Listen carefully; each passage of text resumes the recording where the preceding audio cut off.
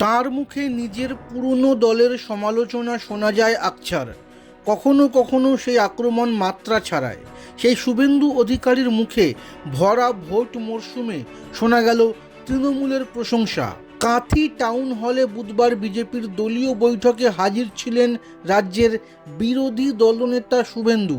সেখানেই মঞ্চে তিনি বলেন, আমি সব বিষয়ে তৃণমূলের বিরোধিতা করলেও বিরোধী দল হিসেবে 2001 থেকে 2011 সাল পর্যন্ত তারা যে ধৈর্য রেখেছিল সেটা প্রশংসনীয়।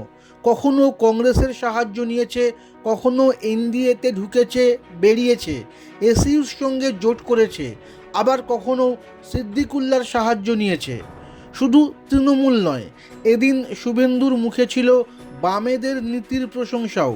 বলেছেন, আমি বামেদের সবসময় নিন্দা করি, তবে তাদের পঞ্চায়েত ব্যবস্থাকে সমর্থন করি, ভূমি রাজস্ব ব্যবস্থাকে সমর্থন করি, তবে এখনকার বামেদের নয়, কারণ এরা ভোট কেটে চোরেদের জেতায়।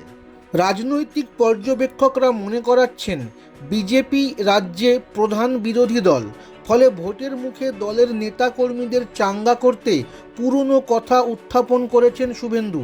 বোঝাতে চেয়েছেন সবুরে মেওয়া ফলে।